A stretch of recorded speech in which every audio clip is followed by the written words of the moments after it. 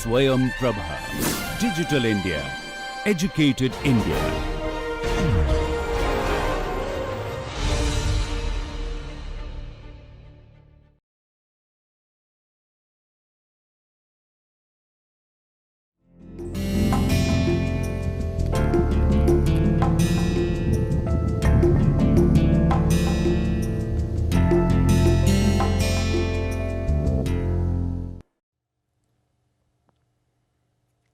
सभी दर्शकों को मेरा नमस्कार। मैं डॉक्टर शैवाल सत्यार्थी विधि संकाय दिल्ली विश्वविद्यालय में कार्यरत हूँ। मेरा जो पाठ्यक्रम है उसका शीर्षक है अपकृत्य विधि और उपभोक्ता संरक्षण अधिनियम 2019। अपकृत्य विधि उपभोक्ता संरक्षण अधिनियम 2019 के अंतर्गत आज मेरा 17वां व्याख्यान है और इसका शीर्षक है विद्वेषपूर्ण अभियोजन। अपकृत्य विधि में जब भी हम इस तरह के अपकृत्य की चर्चा करते हैं तो यह सबसे पहले महत्वपूर्ण बिंदु उभर कर आता है कि जो भी हमारा ये लीगल प्रोसेस है इसका कहीं ना कहीं से अगर कभी कोई दुरुपयोग करने का प्रयास करता है तो उसको भी रोकना चाहिए। तो एक तरफ जहां हम लोगों को यह अधिकार देते हैं कि आपके विरुद्ध अगर कोई दोषपूर्ण कार्य हुआ है तो आप उसके लिए प्रतिकर की मांग कर सकते हैं, आप न्यायालय में जा सकते हैं और आप एक सिविल वाद दायर कर सकते हैं। लेकिन कई बार ऐसा देखा गया है कि किसी कानूनी प्रक्रिया का अगर कोई दुरुपयोग कर रहा है और उस कानूनी प्रक्रिया का दुरुपयोग करके वह किसी को क्षति पहुंचाने का प्रयास कर रहा है तो इसको भी रोकना आवश्यक होता है। इसी क्रम में इस तरह के अपकृत्य का उद्भव हुआ था। कई ऐसे मामले होते हैं जहां पर आपराधिक विधि के अंतर्गत अगर किसी का अभियोजन किया जाए तो यह समाज के लिए अच्छा भी होता है कि किसी ने कोई दोषपूर्ण कार्य किया है और वह समाज के विरुद्ध दोषपूर्ण कार्य है तो उसका अभियोजन होना चाहिए और उसे दंड मिलना चाहिए। लेकिन जब कोई इसका दुरुपयोग करता है और किसी निर्दोष व्यक्ति को इसके अंतर्गत फंसाकर और कोई क्षति कारित करने का प्रयास करता है तो इसको भी साथ ही साथ रोका जाना आवश्यक होता है। इसी क्रम में यह एक अपकृत्य उभर कर सामने आया जिसे हम विद्वेषपूर्ण अभियोजन के नाम से जानते हैं।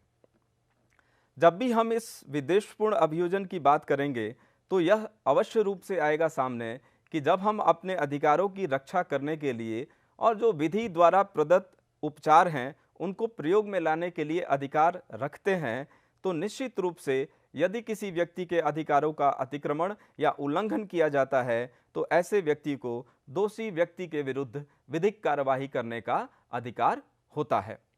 लेकिन इसके साथ ही साथ आपका यह एक कर्तव्य भी होता है कि जो भी आप इन विधिक कार्यवाहियों को करें वह सद्भावना पूर्वक करें।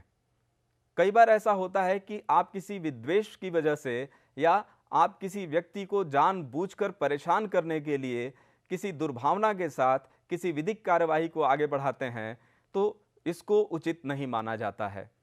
तो जब भी आप किसी विधिक कार्यवाही को न्यायालय को, न्यायाधीश को किसी ऐसे मामले में गतिमान करते हैं तो यह कहा जाता है कि आपका जो कृत्य है वह एक दोषपूर्ण कृत्य है क्योंकि यह विद्वेष द्वारा किया गया कृत्य था जिससे आपने न्यायालयीय प्रक्रिया को प्रभावित करने का प्रयास किया और उसे गतिमान बनाने का प्रयास किया। तो ऐसे में इस तरह के अपकृत्य का महत्व भी बढ़ जाता है क्योंकि ऐसे बहुत सारे मामले देखे जाते हैं समाज में जिनमें अभियोजन गलत तरीके से किया जाता है। तो जब अभियोजन गलत तरीके से किया गया और बाद में यह सिद्ध हुआ कि यह अभियोजन उचित नहीं था और जिस व्यक्ति के विरुद्ध यह अभियोजन किया गया था उसे दोष सिद्धि होती है, तो जब उसे दोष मुक्ति मिलती है तो उसके बाद से उसको यह अधिकार प्राप्त हो जाता है कि वह किसी के विरुद्ध एक सिविल वाद लाए और उसमें प्रतिकर की मांग करें। अब हमको सबसे पहले यह समझना आवश्यक होगा कि यह जो मलिशियस प्रोसिक्यूशन होता है, विद्वेषपूर्ण अभियोजन होता है, यह होता क्या है और इसमें किस तरह के तत्व का होना आवश्यक होता है। तो जब भी विद्वेषपूर्ण अभियोजन होता है तो यहाँ हम किसी दांडिक कार्यवाही से हम उसको देखते हैं कि यहाँ किसी क्रिमिनल लॉ के अंतर्गत उसका कोई अभियोजन किया गया है यह कार्रवाई आगे बढ़ाई गई है और वह कार्रवाई असफल हुई है। असफल होने के बाद हम देखते हैं कि जो ये कार्रवाई की गई थी वह किस इंटेंशन के साथ की गई थी। क्या वह गुड फेथ में की गई थी? क्या वह किसी ऐसे इंटेंशन के साथ की गई थी जिसमें यह माना जाएगा कि नहीं, इस व्यक्ति का जो इंटेंशन था वह सद्भावपूर्वक इंटेंशन था, उसके अंतर्गत कोई भी ऐसा विद्वेष नहीं था। तो इन सब चीज़ों को देखने के बाद ही हम किसी निष्कर्ष पर पहुंचते हैं कि वह अभियोजन किस तरह का किया गया था। इसमें यह भी देखना आवश्यक होता है कि जो प्रक्रिया आगे बढ़ाई गई, जो कार्रवाई की गई इस व्यक्ति के विरुद्ध जो यहाँ वादी है, क्या वह युक्त कार्रवाई थी या उससे कुछ भिन्न थी। तो इसमें अंत में हम यह भी देखते हैं कि इसमें किस तरह की क्षति कारित की गई है जिस व्यक्ति को अभियोजित किया गया था।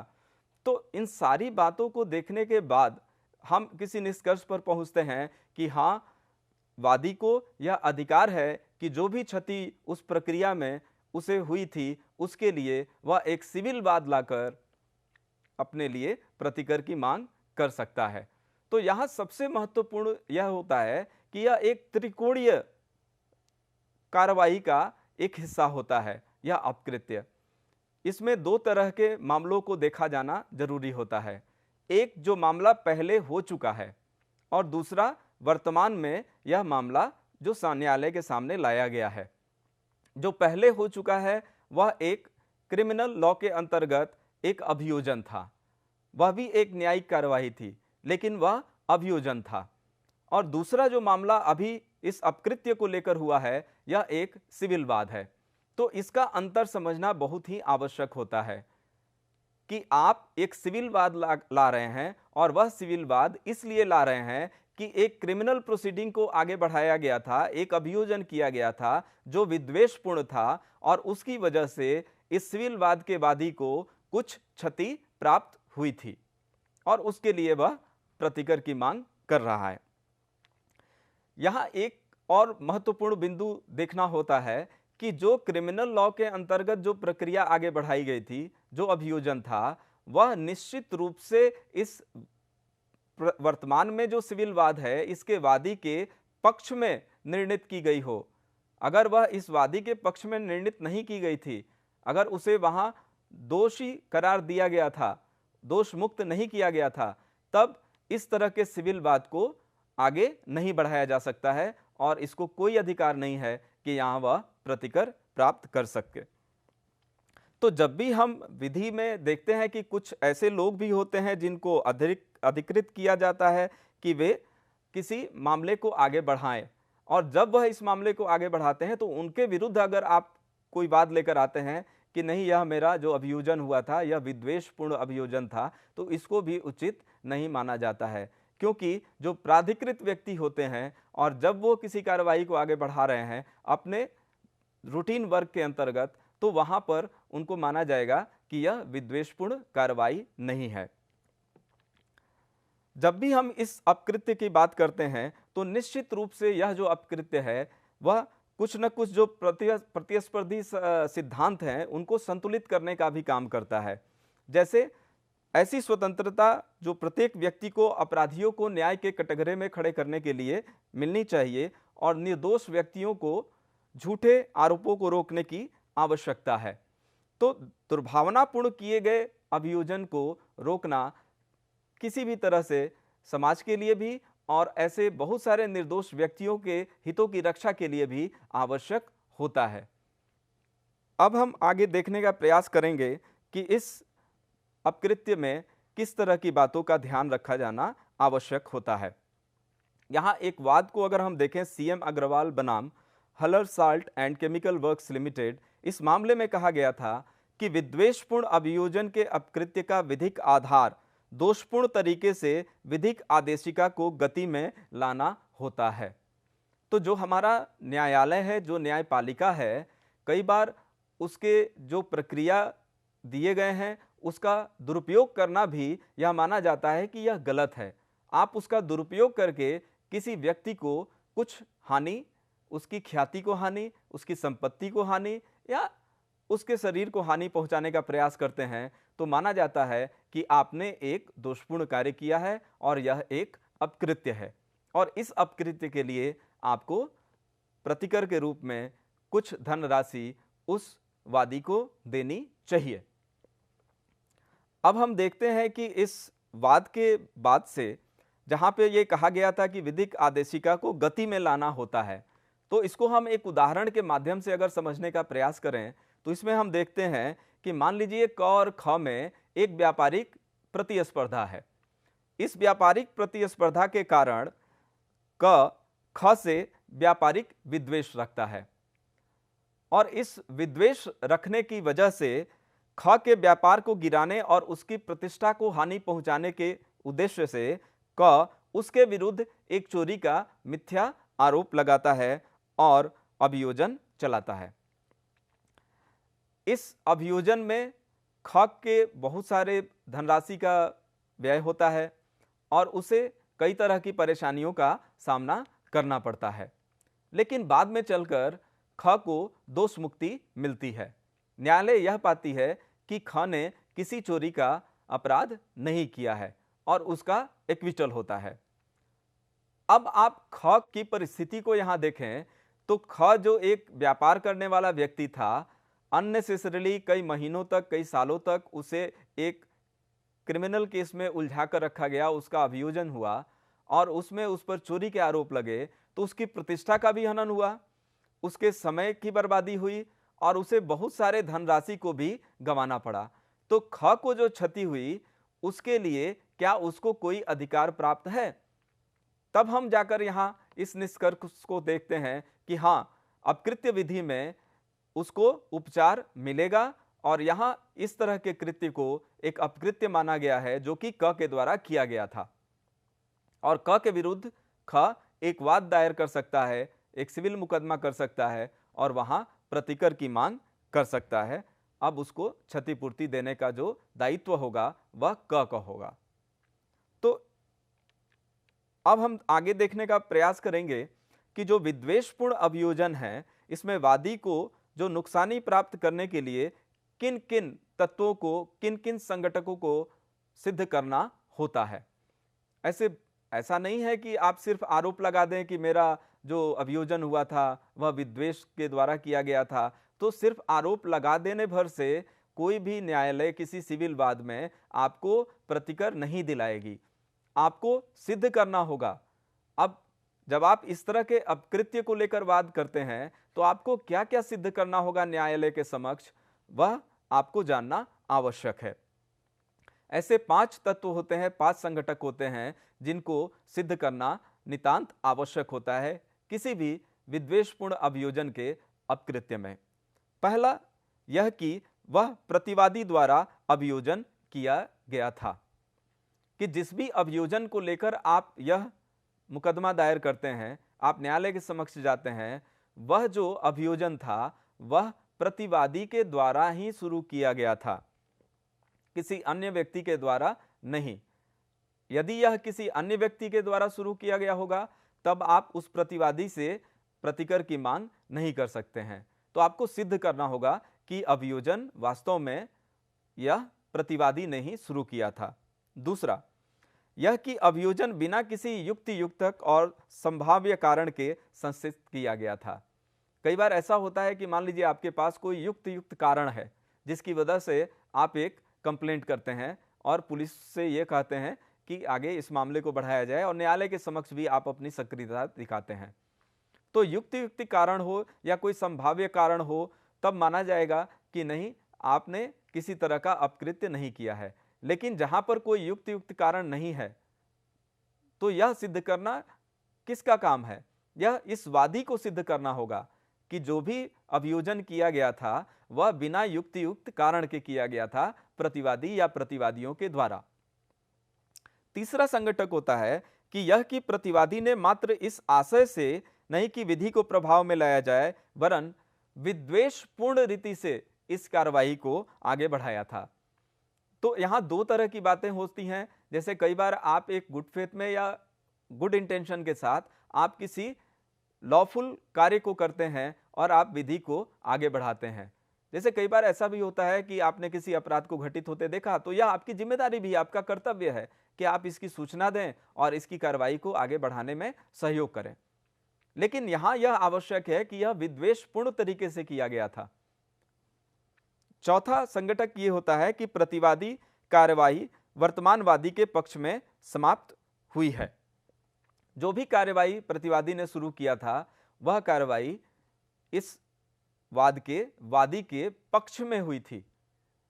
इसका अर्थ यह होता है कि अभियोजन के बाद वह दोष मुक्त हुआ था, उसका एक्विटल होना आवश्यक है। और अंत में यह होता है कि अभियोजन के परिणाम स्वरूप वादी को क्षति कारित हुई है, तो क्षति का भी होना आवश्यक है। इन 5 तत्वों को सिद्ध करने के बाद ही न्यायालय इस निर्णय को दे सकती है या इस निष्कर्ष पे पहुंच सकती है कि प्रतिवादी ने अपकृत्य कारित किया था और वह प्रतिकर के लिए उत्तरदायी है। अब एक एक करके हम इनको विस्तार से जानने का प्रयास करते हैं। पहला जो संघटक था वह था प्रतिवादी द्वारा अभियोजन, प्रोसिक्यूशन बाय द डिफेंडेंट। इस वाद में जो भी डिफेंडेंट है उसी ने पिछला जो अभियोजन हुआ था उसको प्रारंभ किया था या उसमें उसकी संलिप्तता थी। तो इस संघटक के अंतर्गत भी 2 तत्व उभर कर सामने आते हैं।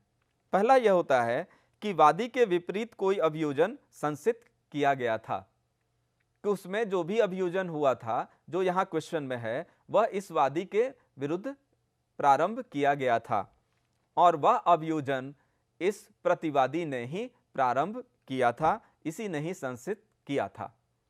तो इन 2 तत्वों को देखने के बाद ही आप इस निष्कर्ष पर पहुंचेंगे कि हां, अभियोजन हुआ था और उस अभियोजन को संसित करने वाला इस वाद का प्रतिवादी जो है वही था।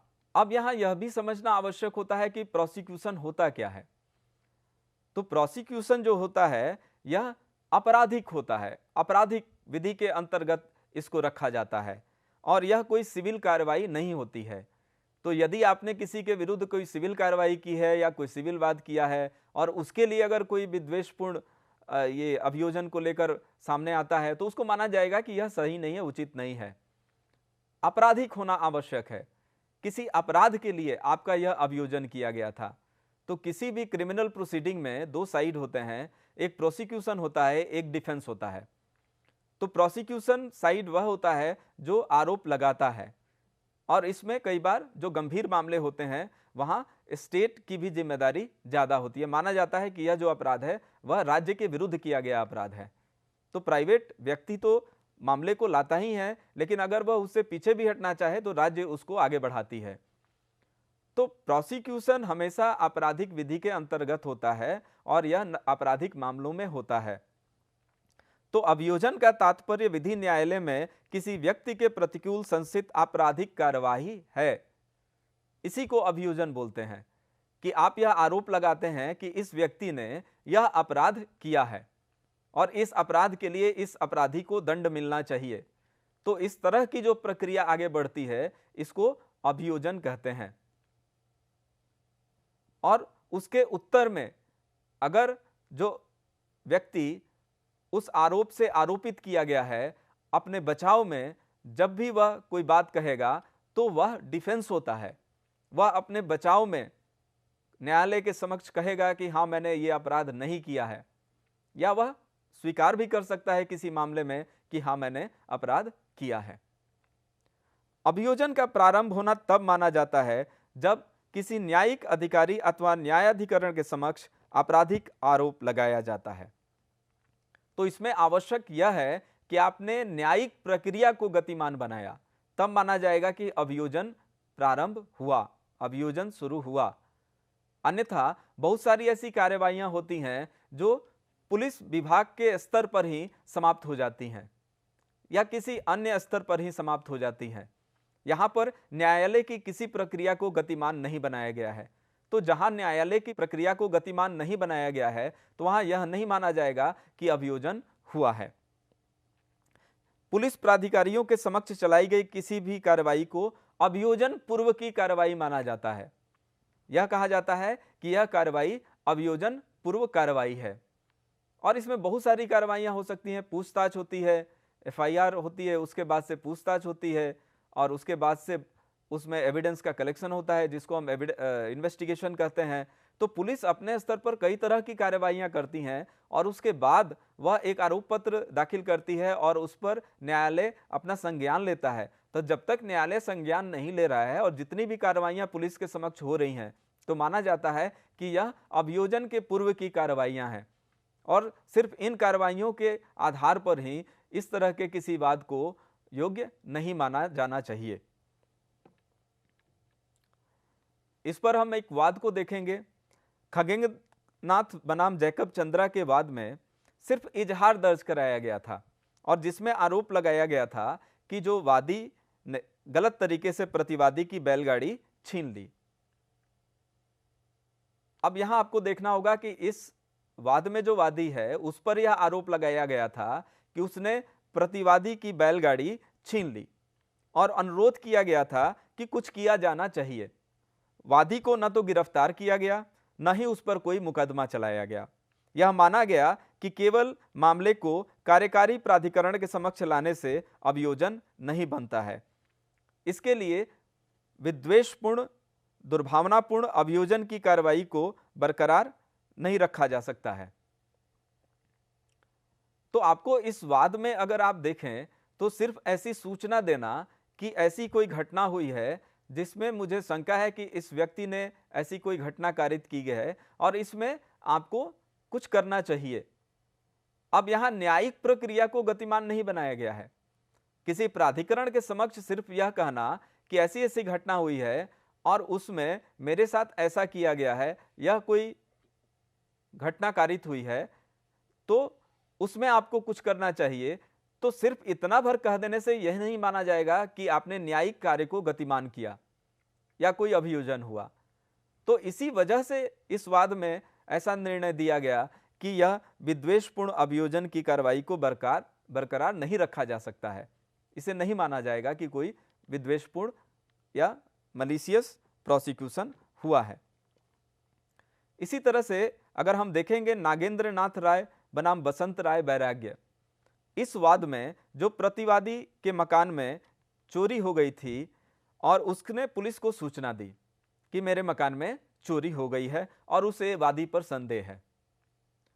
ऐसी सूचना के बाद पुलिस आती है, पुलिस अपनी कार्रवाई को आगे बढ़ाती है और पुलिस वादी को गिरफ्तार भी करती है, परंतु बाद में मजिस्ट्रेट द्वारा उन्मोचन पर रिहा कर दिया गया।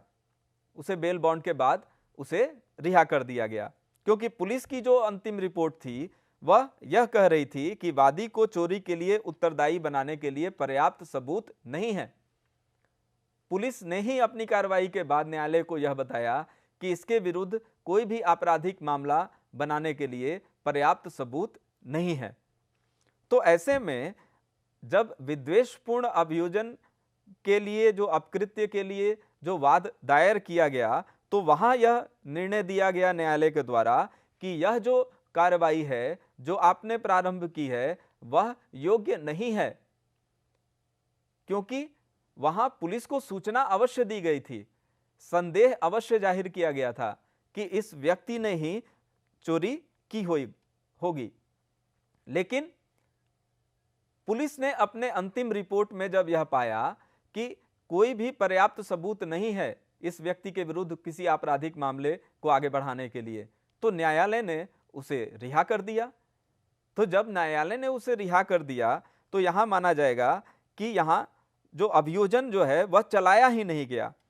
तो जब अभियोजन ही नहीं चलाया गया, सिर्फ पुलिस कार्रवाई हुई, तो आपको प्रतिकर लेने का कोई अधिकार नहीं बनता है। जब आप अपकृत्य विधि के अंतर्गत एक सिविल वाद लाकर प्रतिकर की मांग करना चाहेंगे तो यहां आपको यह सिद्ध करना पड़ेगा कि अभियोजन हुआ था और वह अभियोजन प्रतिवादियों के द्वारा ही संस्थित किया गया था। लेकिन इस वाद में ऐसा माना गया कि यहां अभियोजन संस्थित ही नहीं हुआ क्योंकि न्यायिक प्रक्रिया को गतिमान किया ही नहीं गया। पुलिस ने ही अपनी कार्रवाई के बाद यह अंतिम रिपोर्ट दे दी कि ऐसा कोई सबूत नहीं है इस व्यक्ति के विरुद्ध। हाँ, यह अलग बात है कि उसकी गिरफ्तारी भी हुई थी, लेकिन वह पूर्व अभियोजन प्रक्रिया के तहत, पूर्व अभियोजन कार्रवाई के तहत हुई थी। अब हम आगे इसमें देखेंगे कि कई बार ऐसा होता है कि मान लीजिए कोई डिफेमेशन का केस है, और डिफेमेशन के केस में क्रिमिनल भी होता है, सिविल भी होता है। मान लीजिए कोई क्रिमिनल केस फाइल किया गया मानहानि का, डिफेमेशन का, और उसमें न्यायालय ने सिर्फ नोटिस दिया, सम्मन नहीं दिया है, सिर्फ नोटिस दिया है। नोटिस देने का अर्थ ये होता है कि जानकारी देना। तो सिर्फ जानकारी देना, कहीं से भी यह नहीं माना जाएगा कि न्यायिक प्रक्रिया को गतिमान किया गया था। अगर न्यायिक प्रक्रिया को गतिमान करना होता तो नोटिस की जगह पर सम्मन दिया जाता। अगर सम्मन नहीं दिया गया है, सिर्फ नोटिस दिया गया है और दोनों पक्षों को सुन लेने के बाद इसको खारिज कर दिया गया है, तो यह कहीं से भी कोई नहीं कह सकता है कि यहां अभियोजन हुआ था, और इस अभियोजन के लिए जो प्रतिवादी है उसका उत्तरदायित्व होगा कि वह एक सिविल वाद में कोई प्रतिकर देगा। एक अन्य वाद जो बुलंदा पेमैया बनाम आयार दारा के वाद में था, इसमें ऐसा हुआ कि जो प्रतिवादी थे उनके अभिकथन के बाद सब इंस्पेक्टर ने परिवाद लिया, और उसमें यह कहा गया था कि जो वादी के कुछ सामान चोरी हुए हैं। सब इंस्पेक्टर ने वादी और प्रतिवादी दोनों के कथनों को अभिलिखित किया, वादी के मकान की तलाशी भी ली। इसके बाद परिवाद पर उसने यह टिप्पणी लगाई कि वह मिथ्या थी, कि जो भी परिवाद उस सब इंस्पेक्टर को दिया गया था उसने एक टिप्पणी लगाई, और यह टिप्पणी थी कि वह मिथ्या थी, और उसे फाइल कर दिया गया। वादी ने परिवादी के विपरीत एक वाद संस्थित किया और विद्वेषपूर्ण अभियोजन के लिए उसके विपरीत नुकसानी का दावा किया। लेकिन अब आपको यहां समझना होगा कि इसमें जो प्रतिवादी का कृत्य था वह क्या था। उसने एक कंप्लेंट दी, कंप्लेंट सब इंस्पेक्टर को दी, सब इंस्पेक्टर ने दोनों पक्षों को सुना, कुछ इन्वेस्टिगेशन किया और अपनी एक टिप्पणी उस कंप्लेंट के ऊपर दी। वह टिप्पणी थी कि यह मिथ्या है। तो मिथ्या है दैट मीन्स कि यहां कोई आगे कार्रवाई नहीं होगी। लेकिन क्या इसको अभियोजन माना जा सकता है? प्रश्न यह है। तो ऐसे में जब एक विद्वेषपूर्ण अभियोजन के लिए वाद लाया गया कि पुलिस के सामने जो हुआ उसको माना जाए कि विद्वेषपूर्ण अभियोजन था और मुझे प्रतिकर दिलाया जाए, जो प्रतिवादी थे उनका कृत्य दोषपूर्ण कृत्य था, तो यहां पर न्यायालय ने यह माना कि सिर्फ पुलिस के समक्ष परिवाद का दाखिल करना, जहां उस परिवाद को पुलिस कार्यालय में ही फाइल कर देने का आदेश कर दिया गया था, वहां टिप्पणी दे दी गई थी, तथा ऐसे परिवाद के परिणाम स्वरूप किसी भी न्यायिक अधिकारी को गतिवान नहीं बनाया गया था। तो जब किसी भी न्यायिक अधिकारी को गतिमान नहीं बनाया गया था तो वहां अभियोजन हुआ ही नहीं, और जब अभियोजन हुआ ही नहीं तो आप प्रतिकर के लिए हकदार नहीं हैं। इसी वजह से जो वादी का वाद था उसको अस्वीकृत कर दिया गया। तो अब हमने यह देखा कि सबसे मूल प्रश्न यह होता है कि आपको यह सिद्ध करना होगा कि आपका अभियोजन हुआ था। जब तक आप यह सिद्ध नहीं करेंगे कि आपका अभियोजन हुआ था, तब तक आप सिविल वाद में किसी भी प्रतिकर को पाने के योग्य नहीं होंगे। अब एक और तरह के मामले होते हैं जिन्हें हम आभासी न्यायिक प्राधिकारी के समक्ष कार्रवाई के रूप में जानते हैं, जो proceeding before A quasi judicial authority होता है। तो यहां यह पूर्ण न्यायिक कार्यवाही नहीं है, यह क्वासी जुडिशियल प्रोसीडिंग है। तो क्या क्वासी जुडिशियल प्रोसीडिंग में जब आपको वहां सम्मिलित कराया जाता है या आपके विरुद्ध कोई आरोप लगाए जाते हैं और वहां आपको दोष मुक्ति मिलती है, तो क्या उसके लिए भी आप विद्वेषपूर्ण अभियोजन के अपकृत्य के लिए आप कोई वाद दायर कर सकते हैं या प्रतिकर की मांग कर सकते हैं? इसके लिए जब हम देखते हैं तो एक वाद के माध्यम से हम इसको समझने का प्रयास करेंगे। यह था कपूर चंद बनाम जगदीश चंद। यह वाद पंजाब एवं हरियाणा उच्च न्यायालय द्वारा निर्णीत किया गया था और इसमें यह धारित किया गया था कि जो पंजाब की आयुर्वेदिक और यूनानी पद्धति की चिकित्सा परिषद के समक्ष एक कार्रवाई चलाई गई थी और वह कार्रवाई अभियोजन थी। अब यहां देखना होगा कि यह पूर्ण न्यायिक कार्यवाही नहीं है और यहां पर यह माना गया कि यह अभियोजन थी, वह अभियोजन के बराबर थी और यह कार्रवाई एक चिकित्सा परिषद के समक्ष चलाई गई कार्रवाई थी।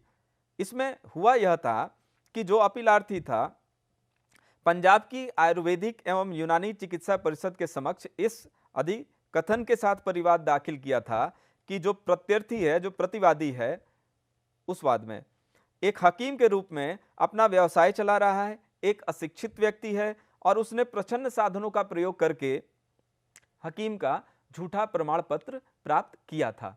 इस तरह के आरोप लगे।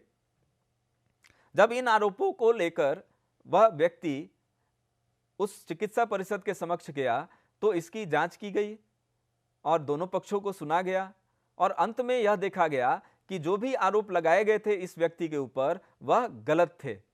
यह व्यक्ति अशिक्षित नहीं था और इस व्यक्ति के पास जो प्रमाण पत्र थे वह फर्जी नहीं थे या गलत या प्रच्छन्न तरीके से प्राप्त किए गए नहीं थे।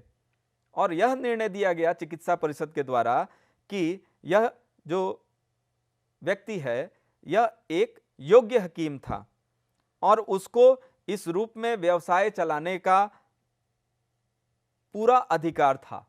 वह प्राधिकृत व्यक्ति था इस हकीम के व्यवसाय को चलाने का। तो निश्चित रूप से इस प्रक्रिया में जब उसको मिथ्या रूप से शामिल कराया गया, विद्वेष के साथ शामिल कराया गया और निर्णय जब उसके पक्ष में आया तो उसको यह अधिकार मिलता है कि वह किसी न्यायालय के समक्ष जाए, एक सिविल वाद दायर करे और इस तरह के अपकृत्य के लिए प्रतिकर की मांग करे, जैसा कि इस वाद में किया गया था। और यहां यह माना गया कि जो यह विद्वेषपूर्ण अभियोजन की कार्रवाई है वह सही है और जो भी यहां व्यक्ति है वह नुकसानी का दावा करने का अधिकार रखता है। तो यहां हम देख रहे हैं कि एक कोसाई जुडिशियल प्रोसीडिंग में मान लिया गया कि यह एक अभियोजन हो सकता है, क्योंकि जो प्रक्रिया हुई होगी वह एविडेंसेस के आधार पर हुई होगी और उस प्रक्रिया में एविडेंसेस के आधार पर जब यह पाया गया था कि जितने भी आरोप लगाए गए इस व्यक्ति के विरुद्ध वह मिथ्या थे और यह व्यक्ति एक प्राधिकृत रूप से हकीम का व्यवसाय चलने का अधिकार रखता था, तो उस व्यक्ति को निश्चित रूप से यह अधिकार होना चाहिए कि किसी सिविल वाद में प्रतिकर की मांग कर सके। एक अन्य वाद डीएन बंदोपाध्याय बनाम यूनियन ऑफ इंडिया जो राजस्थान उच्च न्यायालय ने निर्णय दिया था, इसके माध्यम से हम समझने का प्रयास करते हैं कि इस तरह की कार्रवाई में आगे और किस तरह के निर्णय दिए गए, क्या यह पिछले वाले निर्णय से अलग थे या उसके अनुरूप ही थे। इसमें क्या हुआ था कि एक विभागीय जांच हुई थी किसी रेलगाड़ी के पलटने के बाद। जो वहां के कर्मचारी थे रेल विभाग के, उनके विरुद्ध एक विभागीय जांच हुई थी। तो इसमें कोर्ट ने माना कि जो यह विभागीय जांच थी यह अभियोजन नहीं माना जा सकता है। पिछले वाले मामले में आपने किसी हकीम के विरुद्ध आरोप लगाया और न्यायालय ने पाया कि हाँ यह आरोप मिथ्या है और वह व्यक्ति प्राधिकृत था इस तरह का व्यवसाय करने के लिए। लेकिन यहाँ एक डिपार्टमेंटल इंक्वायरी थी, क्योंकि एक रेलगाड़ी पलट गई थी और उसके कारणों की खोजबीन के लिए जांच हो रही थी और उस जांच के क्रम में यह कार्रवाई किसी एक व्यक्ति के विरुद्ध चलाई गई थी। और इस प्रतिवादी के रेल विभाग में यह व्यक्ति एक पथ निरीक्षक था, वे इंस्पेक्टर था और उसको उपेक्षा के लिए दोषी ठहराया गया था और उसे दंडित किया गया था। अनुशासनात्मक प्राधिकारी के आदेश को उसने एक रिट पिटीशन में चैलेंज किया कि जो भी डिपार्टमेंटल इंक्वायरी हुई है और जो उस प्रोसीडिंग में जो मुझे दोषी ठहराया गया है उपेक्षा के लिए, तो उसने एक रिट पिटीशन उसके क्वेश्चनिंग के लिए दायर की और उसमें उसको रद्द कर दिया गया। तो यहाँ जब देखा गया कि यह जो डिपार्टमेंटल इंक्वायरी हुई थी, तो डिपार्टमेंटल इंक्वायरी में जब इसको दोषी सिद्ध किया गया था, बाद में उसे दोष मुक्त कर दिया गया उच्च न्यायालय के द्वारा एक रिट पिटीशन में, तो क्या यह व्यक्ति किसी मलिशियस प्रोसिक्यूशन के लिए सिविल वाद दायर करके प्रतिकर की मांग कर सकता है? क्या यह विद्वेषपूर्ण अभियोजन का अपकृत्य हो सकता है? तो यहां पर यह राजस्थान उच्च न्यायालय ने कहा कि नहीं, यह विद्वेषपूर्ण अभियोजन का आधार नहीं हो सकता है, क्योंकि यहां अभियोजन हुआ ही नहीं। यह एक डिपार्टमेंटल इंक्वायरी थी जिसमें उसको दोषी ठहराया गया था और बाद में उच्च न्यायालय के द्वारा एक रिट पिटीशन में उसको रद्द किया गया था। तो वादी के प्रतिकूल कोई अभियोजन नहीं किया गया था। जब वादी के प्रतिकूल कोई अभियोजन नहीं किया गया था तो निश्चित रूप से यहाँ मलिशियस प्रोसिक्यूशन का अपकृत्य नहीं हुआ है और उसके लिए जो प्रतिवादी हैं वह कोई भी उत्तरदायित्व नहीं रखते हैं। अब अगला बिंदु यह है कि अभियोजन प्रतिवादी द्वारा ही संसिद्ध किया जाना चाहिए। यह अगर किसी अन्य व्यक्ति के द्वारा संसिद्ध किया गया है तो आपको कोई अधिकार नहीं है कि किसी एक व्यक्ति को इसके लिए प्रतिकर के लिए बाध्यकारी करना। यह आवश्यक है कि प्रतिवादी ने ही उस अभियोजन को संसिद्ध किया था। तो अभियोजक कौन होता है, कौन सा व्यक्ति होता है जिसको माना जाएगा कि यह अभियोजक था, इसने अभियोजित किया? तो अभियोजक वह व्यक्ति है जो किसी दूसरे व्यक्ति को अभियोजित करने के लिए, विधि को प्रभाव में लाने के लिए सक्रिय रूप से कार्य करता है। तो यहां यह समझना आवश्यक होता है कि कई बार आप सिर्फ सूचना देते हैं, उसके बाद से आप मतलब भी नहीं रखते हैं कि आगे इस प्रक्रिया में, इस कार्रवाई में क्या हो रहा है। आपने किसी घटना को घटित होते हुए देखा, आपने सूचना दी और आप उसके बाद सक्रिय नहीं है। लेकिन जब हम कहते हैं कि प्रतिवादी द्वारा ही संसिद्ध किया हुआ अभियोजन हो, तो यहां कहने का तात्पर्य यह होता है कि वह सक्रिय रूप से उसमें सम्मिलित रहा हो, इस पूरी कार्रवाई में उसकी सक्रियता रही हो। मात्र सूचना भर देने से यह नहीं माना जाएगा कि यह जो अभियोजन है वह प्रतिवादी के द्वारा ही संसिद्ध किया गया था। आपराधिक कार्रवाइयां आप सभी जानते हैं कि राज्य के नाम पर संचालित की जाती हैं, परंतु जब विद्वेषपूर्ण अभियोजन के लिए, प्रयोजन के लिए हम बात करते हैं कि अभियोजक कौन सा व्यक्ति होगा, तो यहां निश्चित रूप से यह व्यक्ति जो प्रतिवादी है, हम उसके संदर्भ में कह रहे हैं कि यह प्रतिवादी जो है वही व्यक्ति है जिसने इस अभियोजन को संसिद्ध किया था और वही जो विधिक कार्रवाइयां हैं उनमें उत्प्रेरक का कार्य कर रहा था, उनको गतिमान बनाने का प्रयास कर रहा था। तब माना जाएगा कि यह जो अभियोजन था वह प्रतिवादी द्वारा संसिद्ध किया गया था। किसी व्यक्ति को मात्र इसलिए अभियोजन की कैटेगरी में या उसकी श्रेणी में नहीं रखा जा सकता है कि उसने पुलिस को किसी अपराध के होने की सूचना दी थी। केवल पुलिस को सूचना मात्र देने से ही मिथ्या या विद्वेषपूर्ण अभियोजन के किसी वाद में किसी वादकरण का निर्माण नहीं होता है। जैसा कि मैंने पहले भी बताया था कि सिर्फ सूचना देना भर ही कोई आधार नहीं बनता है किसी कार्रवाई का विद्वेषपूर्ण अभियोजन के लिए, भले ही वह सूचना मिथ्या ही क्यों न हो। कई बार ऐसा होता है कि आपने कोई ऐसी सूचना दी जिस पर आपको स्वयं में ही विश्वास नहीं है, लेकिन आपने बस सूचना दी, सूचना के आगे आपने कुछ नहीं किया, तो माना जाएगा कि आपने किसी भी तरह से ऐसे उत्प्रेरक का कार्य नहीं किया उस विधिक कार्रवाई को लेकर। आपने न्यायिक प्रक्रिया को गतिमान बनाने के लिए कुछ अलग से नहीं किया, आपने मात्र सूचना दी पुलिस को। तो इसको नहीं माना जाता है कि अभियोजन प्रतिवादी के द्वारा ही संसिद्ध की गई है। और जब तक कि यह सिद्ध नहीं किया जाएगा कि अभियोजन प्रतिवादी ने ही सक्रिय होकर किया है, प्राथमिकतः या प्रत्यक्षतः, जब तक वह उस अभियोजन के लिए उत्तरदायी नहीं होगा, तब तक इस सिविल वाद में वह किसी भी प्रतिकर के लिए बाध्य नहीं होगा। जहां वह प्रत्यक्षतः, प्राथमिकतः यह दिखेगा कि वही अभियोजन के लिए जिम्मेदार है, उत्तरदायी है, तभी माना जाएगा कि यहां अभियोजन उसके द्वारा ही संसिद्ध की गई है। अब एक वाद के माध्यम से इसको भी समझने का प्रयास करते हैं। दत्तात्रेय पांडुकर दातार बनाम हरिकेशव के वाद में जो प्रतिवादी था उसने अपने दुकान में चोरी होने की एक सूचना पुलिस को दी। इस रिपोर्ट में उसने अपने सेवक का नाम भी दिया और उसका नाम देकर चोरी के लिए उस पर संदेह भी व्यक्त किया। मामले का पंजीकरण पुलिस ने जो इन्वेस्टिगेशन की कार्रवाई थी उसको शुरू की। इसमें फिर उसको गिरफ्तार भी किया गया। एक मजिस्ट्रेट के द्वारा पुनः पुलिस की अभिरक्षा में उसको भेजा भी गया। अन्वेषण की कार्रवाई में पुलिस को वादी के प्रतिकूल पर्याप्त साक्ष्य नहीं मिल सके। जब इस मामले का इन्वेस्टिगेशन किया पुलिस ने, तब जो साक्ष्य मिलने चाहिए थे उसके विरुद्ध, उस अपराध के लिए, वह नहीं मिले और पुलिस के अनुरोध पर जमानत का बंधपत्र निरस्त कर दिया गया तथा अभियुक्त अथवा वादी को रिहा कर दिया गया। ऐसा पुलिस के कहने पर ही किया गया क्योंकि पुलिस को साक्ष्य ही नहीं मिले कि ऐसा अपराध इस व्यक्ति ने किया होगा। अब इसके बाद जो वादी है इस मामले में, उसने प्रतिवादी के लिए विद्वेषपूर्ण अभियोजन की कार्रवाई प्रारंभ की। तो यहां यह देखा गया कि विद्वेषपूर्ण कार्रवाई का जो आवश्यक तत्व है कि प्रतिवादी ने वादी को अभियोजित किया था, वह प्रस्थापित नहीं होता है। ऐसा क्यों कहा गया?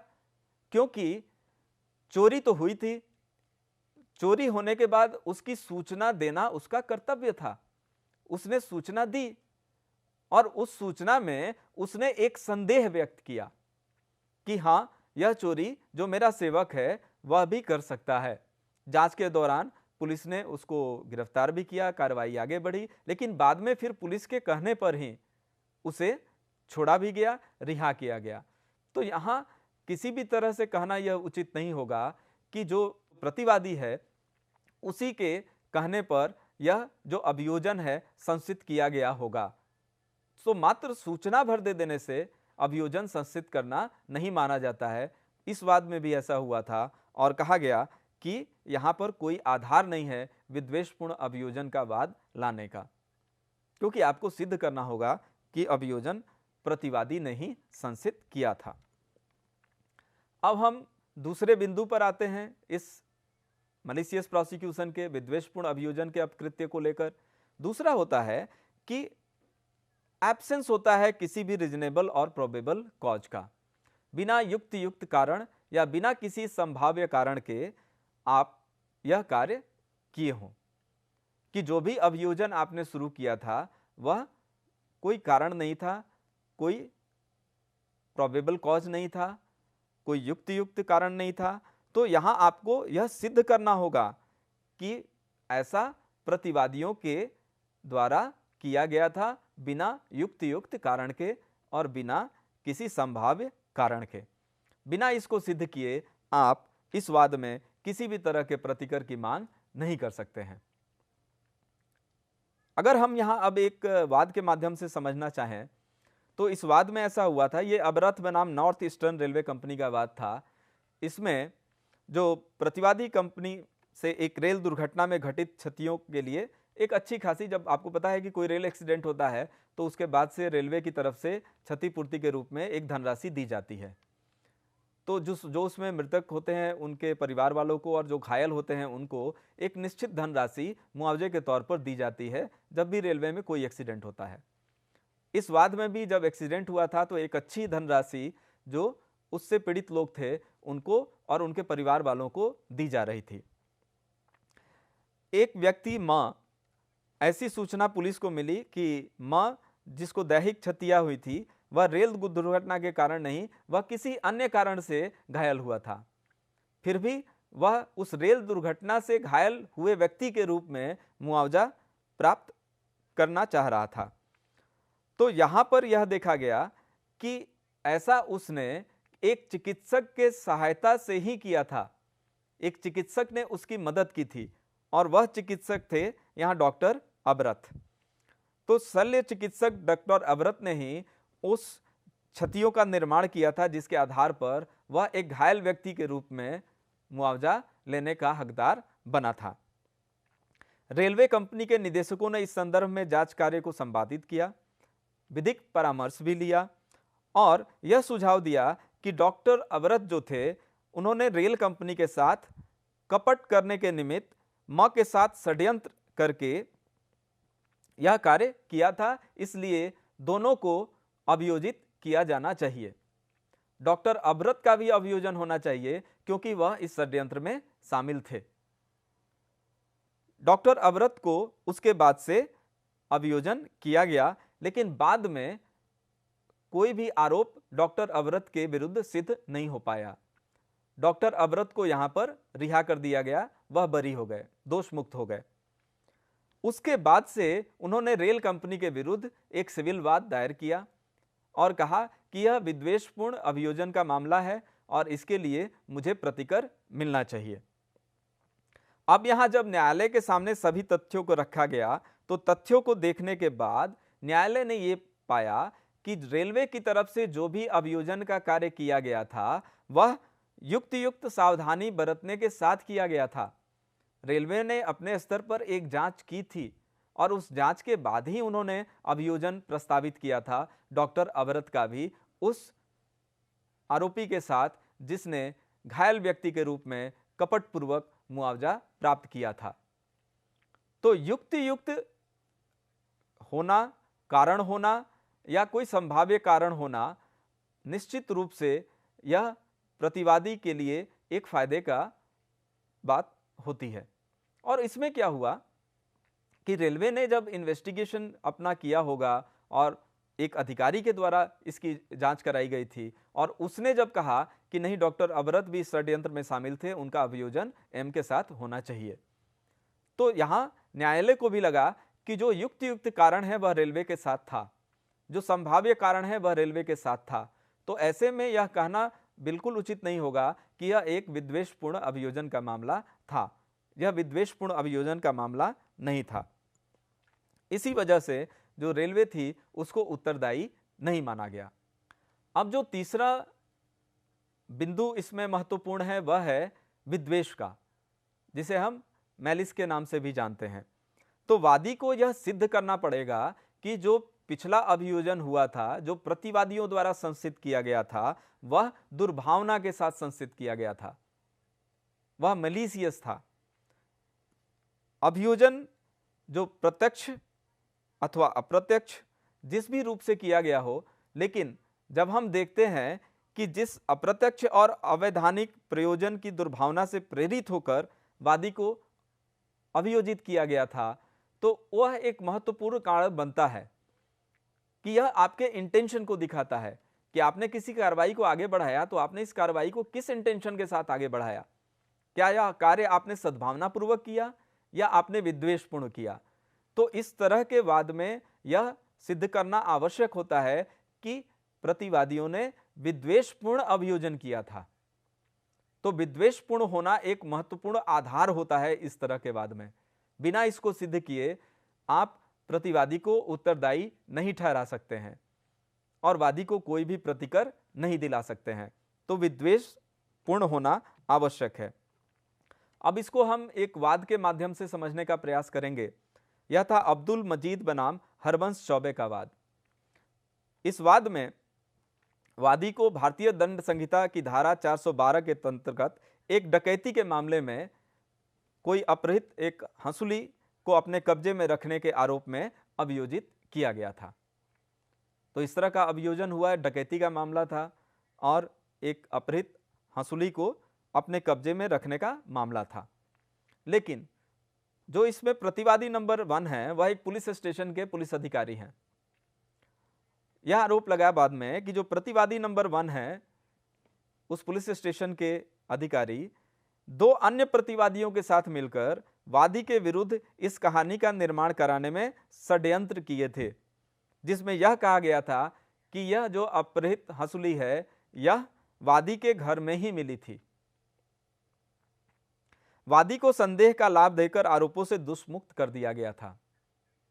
तो कहानी एक बनाई गई कि एक हंसुली जो अपहृत है इसकी बरामदगी इस वादी के घर से हो रही है और इसके ऊपर डकैती के चार्जेस लगाकर अभियोजन प्रारंभ किया गया था। लेकिन इस कहानी का निर्माण एक पुलिस अधिकारी ने ही रची थी अन्य प्रतिवादियों के साथ मिलकर। तो विद्वेषपूर्ण कार्रवाई में वादी द्वारा चलाई गई जो भी कार्रवाई थी उसमें यह पाया गया कि जो प्रतिवादी वादी को अभियोजित करने के निमित्त जो दोषपूर्ण और अप्रत्यक्ष प्रयोजन द्वारा प्रेरित था और इस कारण उन लोगों ने उसके विपरीत एक कहानी का निर्माण किया था और उस कहानी का निर्माण करके ही उसको अभियोजित किया था। तो यहां अगर आप समझने का प्रयास करें, किसी घटना के आधार पर यह अभियोजन नहीं हुआ, किसी कृत्य के आधार पर यह अभियोजन नहीं हुआ। यह अभियोजन एक कहानी के निर्माण पर हुआ कि जो प्रतिवादी नंबर 1 है, पुलिस स्टेशन का अधिकारी है, अन्य प्रतिवादियों के साथ मिलकर एक झूठी कहानी बनाता है कि एक कोई डकैती हुई और उसमें एक अपहृत हंसुली इस व्यक्ति के घर से बरामद हुई। तो यहां यह विद्वेष, यहां यह मलिस, यह साफ दिख रहा है कि यह विद्वेषपूर्ण है। तो विद्वेष यहां दिख रहा है तो ऐसा माना जाएगा कि हां, यह जो अभियोजन था वह गलत अभियोजन था, एक दोषपूर्ण अभियोजन था, और उसके लिए इस सिविल वाद में जो वादी हैं वह प्रतिकर के हकदार हैं। इसी निर्णय में प्रतिवादियों को उत्तरदायी माना गया और वादी को प्रतिकर दिलाने की बात की गई। तो विद्वेष का होना आवश्यक होता है इस तरह के अपकृत्य में। अगला बिंदु, महत्वपूर्ण बिंदु यह होता है कि जो भी कार्रवाई चली अभियोजन की, अंत में वह वादी के पक्ष में समाप्त होनी चाहिए। अगर वह वादी के विरुद्ध समाप्त हुई है तो यह कोई अपकृत्य का मामला नहीं बनता है। यहां आप किसी भी तरह की प्रतिकर की मांग नहीं कर सकते हैं। तो वादी के पक्ष में समाप्त होना उस प्रोसीडिंग का यह आवश्यक तत्व है। वादी को यह सिद्ध करना होगा न्यायालय के समक्ष कि जो भी अभियोजन हुआ वह उसके पक्ष में समाप्त हुआ। दैट मीन्स उसका एक्विटल हुआ, दोष मुक्ति मिली उसे। तभी यह माना जाएगा कि उसे किसी प्रकार की क्षति हुई होगी। तभी यह माना जाएगा कि वह एक निर्दोष व्यक्ति था जिसे एक झूठे मामले में फंसाया गया और वह विद्वेषपूर्ण कार्य था प्रतिवादियों के द्वारा, इसलिए इसको प्रतिकर मिलना चाहिए। और मामला समाप्त होने से पहले और लंबित रहने के दौरान किसी भी तरह के इस सिविल वाद को दायर करने का अधिकार नहीं होता है। भले ही आप स्वयं से यह मान रहे हो कि मैंने कोई अपराध नहीं किया है, लेकिन जब तक आपका अभियोजन लंबित है, जब तक आपका अभियोजन समाप्त नहीं हुआ है, तब तक भले ही समाज के लोग भी कह रहे हो कि आपने कोई ऐसा अपराध नहीं किया है, ऐसे सारे लोग जो उस प्रक्रिया में शामिल हैं वह भी इंगित कर रहे हो कि ऐसा लग रहा है कि आपने यह अपराध नहीं किया है, उसके बावजूद भी आपको अधिकार नहीं है कि आप इस तरह के अपकृत्य के लिए वाद ला सकें।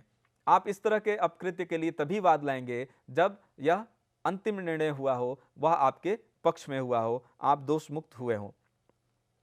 किसी वाद की समाप्ति कई आधारों पर हो सकती है, गुण दोष के आधार पर हो सकती है, तकनीकी आधार पर हो सकती है, कई तरह के आधार हो सकते हैं।